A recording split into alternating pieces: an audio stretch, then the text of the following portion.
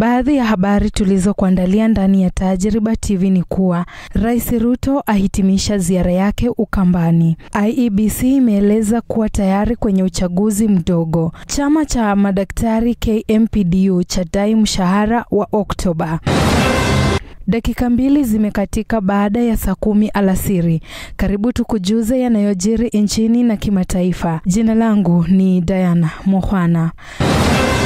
Tukianza na masuala ya siasa ni kuwa Rais William Ruto amehitimisha rasmi ziara yake ya siku 3 eneo la Ukambani, akizindua miradi mbalimbali ikiwemo ujenzi wa barabara katika kaunti ya Machakos, kama anavyotuarifu mwanahabari wetu Carlson Mugodo. Ati agenda? Mpango? Ukipanda hapa Ntosha utavuna hapa Nkwisha. Rais William Ruto amezidisha juhudi zake za kutafuta uungwaji mkono kote nchini. Ziara yake ya kikazi inayopana la Ukambani ikiingia siku ya 4, leo hii ikiwa zamu ya kaunti ya Machakos kumpokea kiongozi wa taifa. Machakos hoye! Harambe! Akihutubia wakazi mjini Machakos, rais hakusita kuwarushia makumba wapinzani wake, akiwalaumu kwa kukosa ajenda madhubuti kwa ajili ya kuliendeleza taifa. Wale majamaa tunashindana na wao mnawajua, ati wanapinga affordable housing, wanapinga SHA, wanapinga masoko, wanapinga ile funding ya education, wanapinga kila kitu. Na sio ati wanapinga kwa sababu wako na agenda ingine. They have no agenda. Hawana mpango ingine. Mambo yao ni matatu. Si watakuja hapa Machakos? Nyinyi mtaniambia watakuja Machakos. Ile maneno watakuja kuambia ni maneno matatu. Watawaambia one term, Kasongo must go. Finish. Katika ziara hiyo wakazi wa Machakos wamefurahia matunda kutoka kwenye kapu la maendeleo la rais, ikiwemo nyumba za bei nafuu, kuanzishwa kwa ujenzi wa miundombinu kama vile barabara, masoko na mabwawa ya maji. Tuendelee na kazi, tusiendelee? Tuendelee, tusiendelee? Mnasema tuendelee na kazi? Tujenge barabara, tuunganishe stima, tufanye affordable housing, tujenge masoko, tuweke maji, Machakos iendelee. Hebu ni wale wanasema tuendelee na kazi, tuendelee na kazi, tuendelee na kazi. Kwa upande wake naibu wa rais Profesa Kithure Kindiki anasema mambo bado, kwani serikali ya Rais Ruto inapania kuendelea kuchapa kazi kote nchini, ikiwemo kuendeleza miradi ya ujenzi wa barabara, masoko na kuunganisha Wakenya na nguvu za umeme. Rais ni fire si fire, ni noma si noma. Na ni lazima tuweke infrastructure fund ile ambayo sasa itatuwezesha kupanua barabara za Kenya. Tuongeze, tuwe na additional 10,000 kilometers of tarmac, tuwe na additional 10,000 megawatts of electricity. Rais hata hivyo alizidi kuwahimiza wakazi wa Machakos kujisajili kwa bima ya afya jamii SHA, akiwarai wananchi kutokubali tena kusalia katika upinzani. Ndio mimi nawauliza watu wa Machakos. Mimi nasema kila mtu Machakos ajiandikishe kwa SHA. Wewe kazi yako ni kujiandikisha kwa SHA, ile malipo ya mambo ya hospitali utaniwachia mimi na watu wa SHA, na serikali tutapangana tukienda kuhakikisha kwamba hakuna mtu anauza mali yake tena kulipa gharama ya hospitali. Na mimi nataka niwaeleze watu wa Machakos, mimi nimeamua ya kwamba hii Ukambani kwa mapenzi ya Mungu, juu chini, kulia na kushoto, mbele na nyuma, haitabaki tena upinzani. Nikiripotia runinga ya Tajriba TV kutoka kaunti ya Machakos, mimi ni Carlson Mugodo. Shukran Mugodo kwa taarifa hiyo. Tukisalia kwenye masuala ya siasa ni kuwa Tume Huru ya Uchaguzi na Mipaka nchini imeelezea utayari wao kwa uchaguzi mdogo unaotarajiwa kufanyika tarehe 27 mwezi huu. Hivyo maandalizi yanafanyika, ambapo kikao kimeandaliwa kikisimamiwa na mwenyekiti wa tume hiyo Erastus Ethekon. Mwanahabari wetu Wilfred Yenko amefuatilia jambo hili.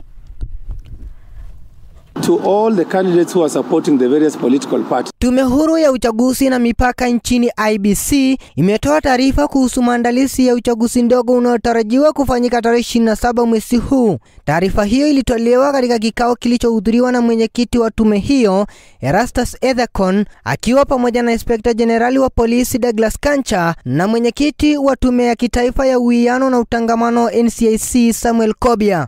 We are, as IEBC, we cannot run the elections on our own without the support of all Kenyans.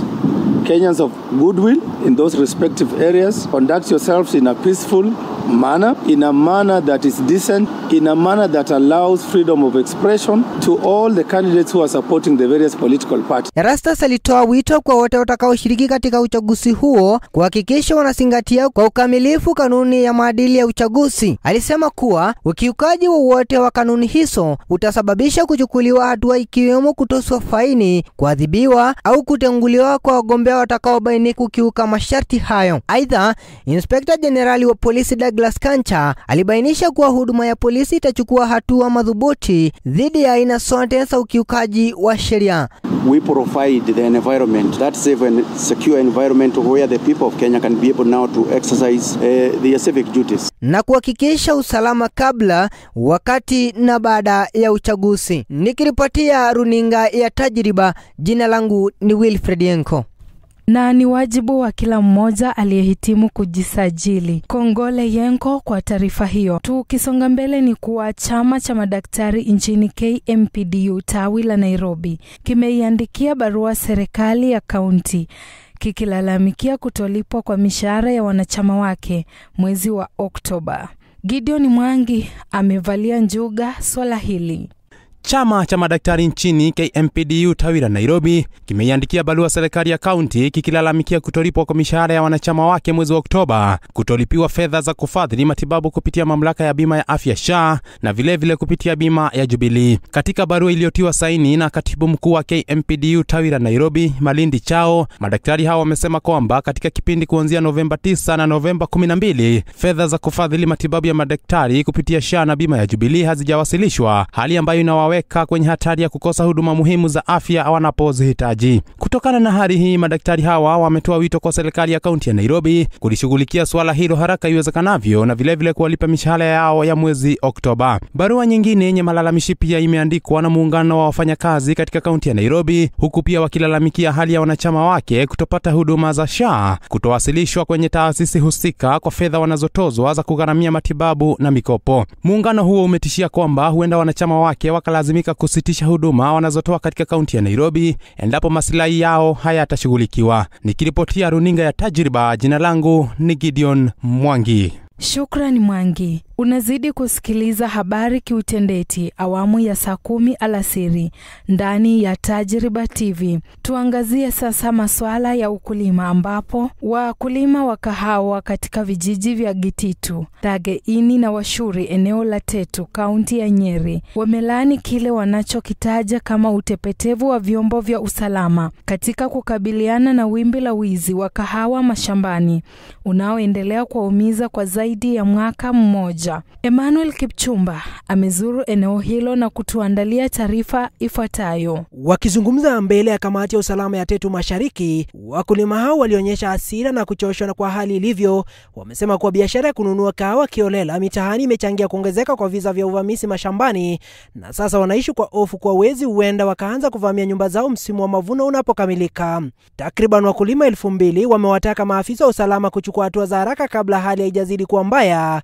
Kwa hivyo tunaona hii ni shida ambayo inaweza kuleta ukulima wa kahawa chini. Mary Kahedhu ambaye ni mmoja wa wakulima anasema wezi hao huvamia mashamba yao kuchuma kahawa iliyoiva na kisha kurejea baada ya siku chache kuendelea kuiba, hali inayowaacha bila mavuno. So anachuna leo, anagojea after 2 days, anarudi tena. So ifikapo ile siku naenda kuchuna kahawa, hakuna kahawa. Kwa mujibu wa Simon Washira, anaoji kuwa iwapo wizi huu utaendelea huenda viwanda vingi vya kusaga kahawa vitajikuta vikifungwa kutokana na kahawa kuuzwa kwa wanunuzi wasio halali, jambo linalowanyima wakulima kipato chao muhimu. Na kunaonekana factory nyingi zitafungwa kama itaendelea namna hiyo. Kauli hii imeungwa mkono na James Ndirangu, mwenyekiti wa Washuri FCS, ambaye anasema wizi wa kahawa unasambaa katika maeneo mengi nchini na kama hautadhibitiwa utaadhiri pakubwa sekta nzima ya kahawa ambayo kwa miaka mingi imekuwa uti wa mgongo wa wakulima. Nikiripotia runinga ya Tajriba TV, mimi ni Emmanuel Kipchumba. Hongera Emmanuel kwa kutufungia habari zetu awamu ya saa 10.